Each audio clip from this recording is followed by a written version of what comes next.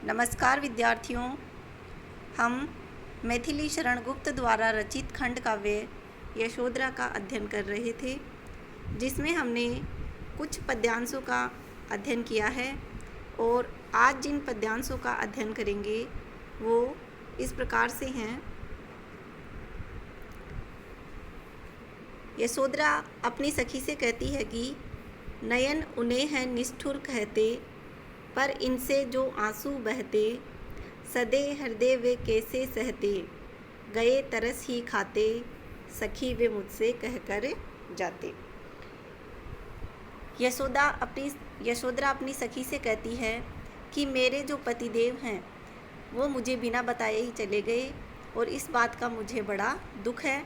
इसी क्रम में वो कह रही है, नयन उन्हें है निष्ठुर कहते, कि मेरे ये जो नयन हैं उन्हें निष्ठुर निर्दयी कहते हैं, मगर इनसे जो आंसू बहते हैं उनको वो सहन नहीं कर पाते, इसीलिए वो मुझे बिना बताए ही चले गए, गए तरस ही खाते। अर्थात उन्होंने सोचा होगा कि जब मैं यशोधरा को बताऊंगा कि मैं सिद्धि प्राप्ति हेतु जा रहा हूँ, तब उसका जो कोमल हृदय है ये आघात नहीं सह पाता और उसकी आंखों से जो आंसू निकलते उनको महात्मा बुद्ध है वो सहन नहीं कर पाते। सखी वे मुझसे कहकर जाते। फिर वो अपनी सखी को संबोधित कहकर कहती है कि हे सखी, अगर वो मुझसे कहकर जाते तो मुझे उतना दुख नहीं होता। आगे कहती है यशोधरा, जाए सिद्धि पावे वे सुख से, दुखी न हो इस जन के दुख से, उपालंब दूं मैं किस मुख से, आज अधिक वे भाते, सखी वे मुझसे कहकर जाते। यशोधरा सिद्धार्थ के निष्क्रमण के उपरांत वीरव्यथा से पीड़ित रहती है और गुप्त जी ने उनकी बड़ी ही मार्मिक अभिव्यक्ति इन शब्दों में की है। यशोधरा वेदनापूर्वक कहती है कि हे सखी, भले ही प्रियतम चुपचाप चले जाएं और वो सरलता से सिद्धि भी प्राप्त कर ले, परंतु वो मेरे लिए जरा भी दुखी न हो इस जन के दुख से। यहाँ जन से तात्पर्य यशोधरा से है। आगे वो कहती है कि उपालंब दूं मैं किस मुख से, कि अब मैं किस मुख से उन्हें उपालंब दूं, उलाहना दूं, क्योंकि जब उन्होंने मुझे पूछा तक नहीं तो फिर उलाहना देने का हक भी मेरे पास नहीं रहा।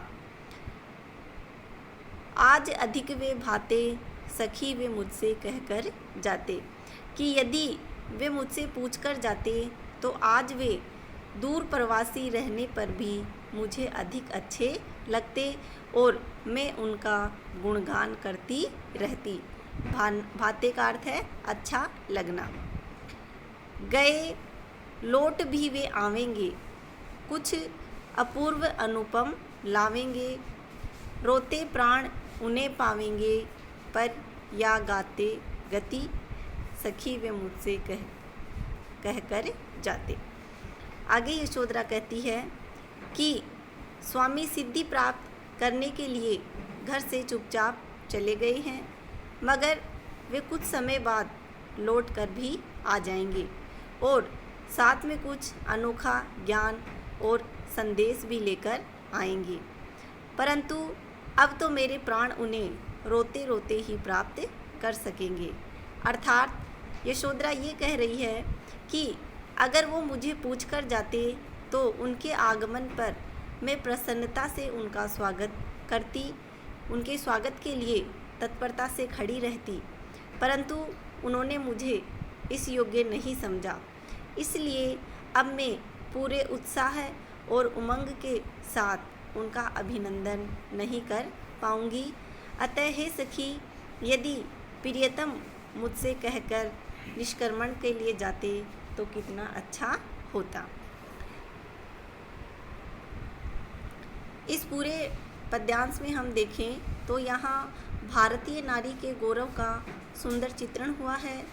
एक परित्यक्ता नारी की विवस्था एवं पुरुष की स्वार्थपरता का भी यहाँ सुंदर चित्रण हुआ है। अलंकारों की दृष्टि से देखें तो अनुप्रास, विप्सा एवं पर्यायोक्त अलंकार का प्रयोग हुआ है। भावाभिव्यक्ति श्रेष्ठ है, भाषा शैली सरल और सुगम है। अगला पद्यांश देखिए।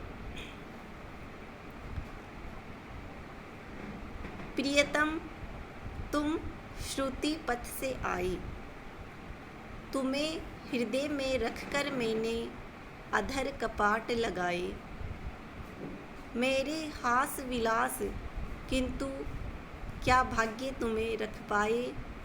दृष्टि मार्ग से निकल गए थे, तुम रस में मन भाई।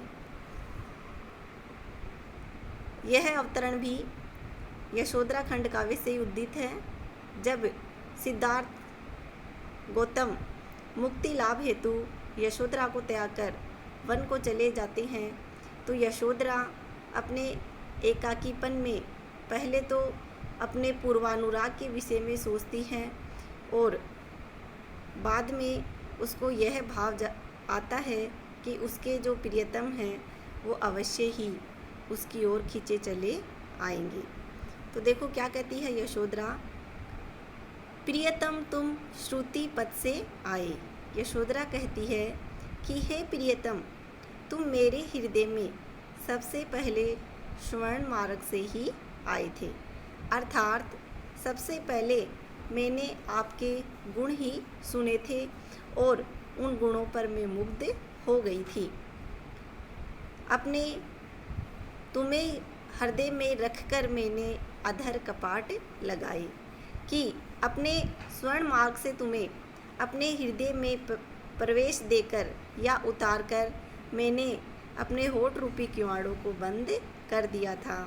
अर्थात यशोधरा ने गौतम की मूर्ति या छवि है वो अपने मन में बसाकर अपने हृदय कपाट बंद कर लिए थे। मेरे हास विलास किंतु क्या भाग्य तुम्हें रख पाए। आगे यशोधरा स्मृतियों में डूबकर कहती है कि मिलन के वे दिन कितने सुंदर थे जब हम व्यंग्य विनोद तथा विलासपूर्ण वार्तालाप किया करते थे। मेरे हास विलास कहने का मतलब उनके गौतम बुद्ध के साथ जो सुखद और सुंदर स्मृतियां हैं उनको वो याद कर रही है। लेकिन आगे कहती है दुर्भाग्य से मेरे वे दिन भी चले गए किंतु क्या भाग्य तुम्हें रख पाए। अर्थात मेरे वे जो सुखमय दिन थे अब वो चले गए हैं और दुर्भाग्य से मेरे ऐसे दिन आ गए हैं कि जब आप मुझसे दूर चले गए हैं। दृष्टि मार्ग से निकल गए थे, तुम रस में मन भाए। कि हे प्रियतम, आज तुम मेरे नेत्रों के मार्ग से भी निकल गए हो, अर्थात आज आप मुझसे इतनी दूर हो कि मैं आपको देख भी नहीं सकती। यह तुम्हारी यशोधरा अब और क्या कहे। प्रियतम तुम श्रुति पथ से आए, यशोधरा क्या कहे और अब रहो कहीं भी छाए। कि यशोधरा कहती है कि अब मैं केवल इतना ही कह सकती हूँ या ये तुम्हारी यशोधरा अब और क्या कहे कि तुम जहाँ भी रहो वहाँ खुश रहो। यशोधरा क्या कहे, रहो कहीं भी छाए।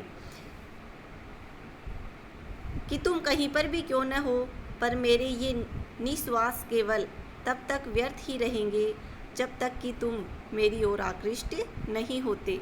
मेरे ये निस्वार्थ व्यर्थ यदि तुमको खींच न लाएं।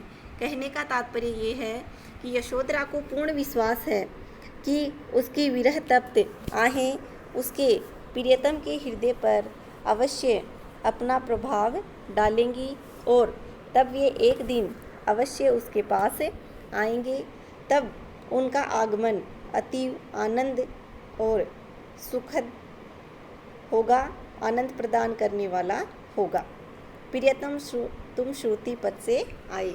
यशोधरा कहती है कि प्रियतम तुम मेरे हृदय में सबसे पहले श्रुति पथ से आए थे।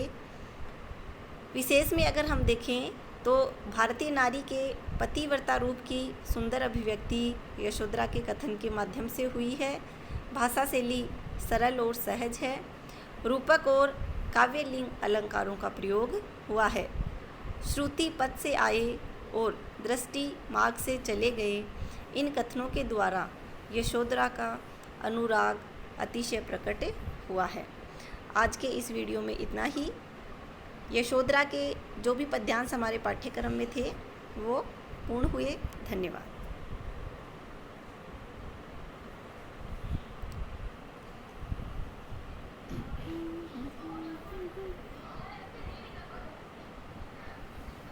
फलकुड़े तो बाड़ी देख रहे हो कद मम्मी डट